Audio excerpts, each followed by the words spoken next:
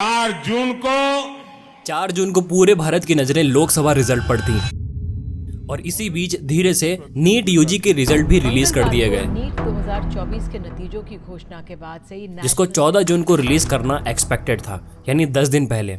इसमें गलत क्या है, सही तो है। दोस्तों, इस रिजल्ट में और भी शॉकिंग न्यूज है, जैसे 67 स्टूडेंट की रैंक 1 आना, 718 और 719 मार्क्स आना, पेपर लीक की एलिगेशन, रिजल्ट अपने एक्सपेक्टेड डेट से 10 दिन पहले आना और पेपर की कट ऑफ। क्या ये एक स्कैम की तरफ इशारा नहीं करता? चलिए जानने की कोशिश करते हैं इन सारी एलिगेशंस को बहुत ही आसान शब्दों में और एनटीए ने इसके ऊपर क्या बोला। लेकिन सबसे पहले देखते हैं कि ये एनटीए और नीट क्या है। दोस्तों, एनटीए नेशनल टेस्टिंग एजेंसी एक ऑटोनोमस बॉडी है जो मिनिस्ट्री ऑफ एजुकेशन की डिपार्टमेंट ऑफ हाई एजुकेशन के अंदर आती है। इसे नवंबर 2017 में एस्टैब्लिश किया गया था, जो एंट्रेंस एग्जाम और उसके रिक्रूटमेंट देखती है। इसमें इंजीनियरिंग, मेडिकल, मैनेजमेंट और फार्मेसी जैसे एग्जाम आते हैं। वहीं दूसरी तरफ NEET national eligibility cum entrance test, इसमें medical aspirant medical course pursue करते हैं। यानी जो स्टूडेंट नीट एग्जाम क्वालिफाई करता है उसे मेडिकल कॉलेज में एडमिशन लेने के लिए एक अपॉर्चुनिटी मिलती है। आसान शब्दों में बोले तो ये एडमिशन प्रोसेस को आसान करता है। अब समझते हैं ये नीट कंट्रोवर्सी।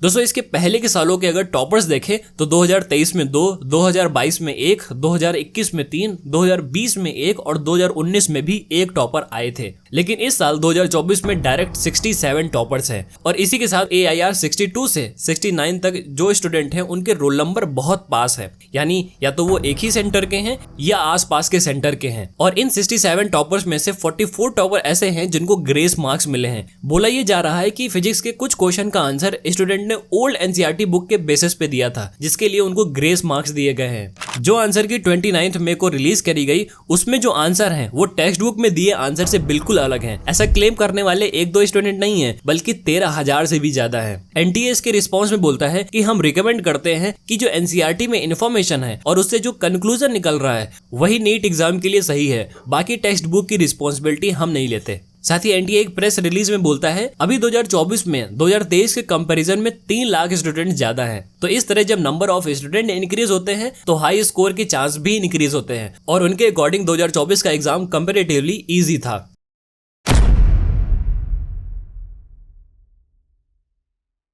नीट एग्जाम में टोटल 180 क्वेश्चन आते हैं और हर क्वेश्चन 4 मार्क्स का, 1 मार्क्स निगेटिव मार्किंग का कटता है, यानी टोटल पेपर 720 मार्क्स का। अब इसमें 3 कंडीशन हो सकती हैं। पहली, अगर सारे क्वेश्चन सही हैं तो 720 मिलेंगे।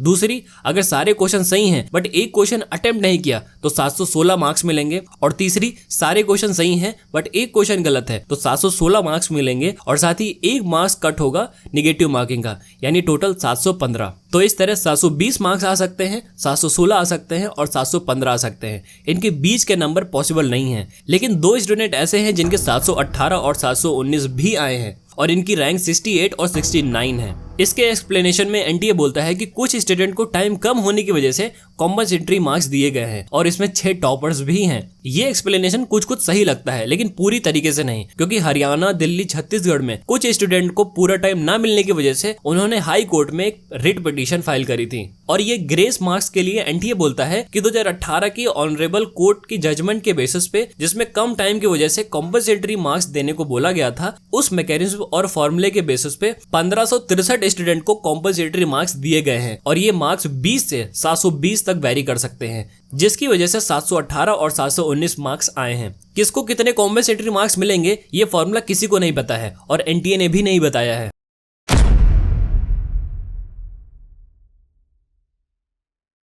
5 मई को एग्जाम के पहले ये आरोप लग रहा था कि 4 मई को पेपर लीक हो गया है। उसके बाद पटना पुलिस ने 13 लोगों को अरेस्ट किया, जिसमें 4 एग्जामिनीज भी थे। लेकिन ठोस सबूत न होने की वजह से इन्वेस्टिगेशन टीम ने बोला अभी हम कंफर्म नहीं बोल सकते, जिसकी वजह से ये मामला ठंडे बक्से में चला गया। और उस टाइम एनटीए ने भी ये सारे पेपर लीक्स के एलिगेशन को नकार दिया था। एक स्टूडेंट ने बताया कि राजस्थान में कुछ हिंदी मीडियम स्टूडेंट को इंग्लिश का पेपर दे दिया गया था, जिसमें आंसर पहले से ही मार्क थे, जिसके बाद वो एग्जामिनी क्वेश्चन पेपर लेकर बाहर चले गए। इस पे एनटीए क्लैरिफाई करता है कि उसी दिन 120 स्टूडेंट का री एग्जाम कराया गया। यहाँ सोचने की बात यह है, अगर काउंटेड पेपर और आंसर शीट आती हैं तो ये मामला कुछ समझ नहीं आ रहा। दोस्तों हैरानी की बात यह है कि शाम 4 बजे पेपर इंटरनेट पर सर्कुलेट हो गया था और अगर हम एग्जाम का टाइम देखें तो 2 से 5:30 तक होता है, यानी 1 घंटे पहले ही पेपर बाहर था। अभी ये एलिगेशंस केवल स्टूडेंट की तरफ से लगाए जा रहे हैं, एनटीए ने इसको पूरी तरीके से क्लैरिफाई नहीं किया है।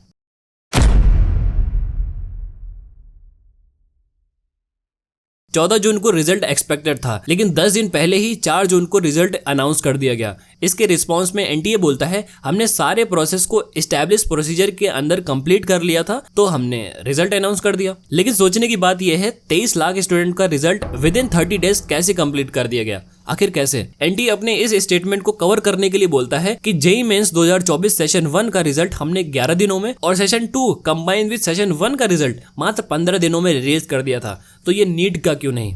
और ऐसा ही कुछ गड़बड़ एग्जाम के रजिस्ट्रेशन के टाइम भी हमें देखने को मिला था। एग्जाम के रजिस्ट्रेशन 9 फरवरी से लेकर के 16 मार्च तक होने थे। अभी तक सब कुछ सही चल रहा था, लेकिन अचानक 1 महीने बाद 9 और 10 अप्रैल को रजिस्ट्रेशन लिंक फिर से एक्टिवेट कर दिया गया। एनटीए बोलता है स्टेक होल्डर की रिक्वेस्ट की वजह से हमने ये लिंक ओपन किया था।